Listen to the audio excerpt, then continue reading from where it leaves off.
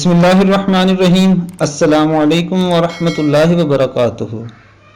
رسول اللہ صلی اللہ علیہ وآلہ وسلم نے ارشاد فرمایا، دو قسم کے لوگ جہنمی ہیں جنہیں میں نے نہیں دیکھا۔ وہ لوگ جن کے پاس بیلوں کی دموں کی طرح کے کوڑے ہوں گے جن سے وہ لوگوں کو مارتے ہوں گے۔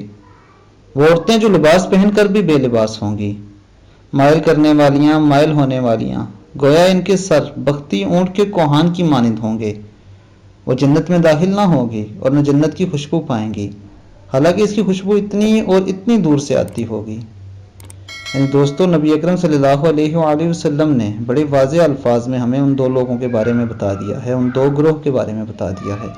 ایک گروہ وہ ہے جو دوسرے لوگوں پر ظلم کرتا ہے، اپنے ماتحتوں پر سختی کا معاملہ کرتا ہے، اور دوسرا بے پردہ اور بے لباس عورتیں ہیں۔ اللہ تعالی ہمیں نبی اکرم صلی اللہ علیہ وآلہ وسلم کے فرمان پر عمل کرنے کی توفیق عطا فرمائے اور ہمیں آخرت کی تیاری کرنے کی توفیق عطا فرمائے۔ السلام علیکم ورحمۃ اللہ وبرکاتہ۔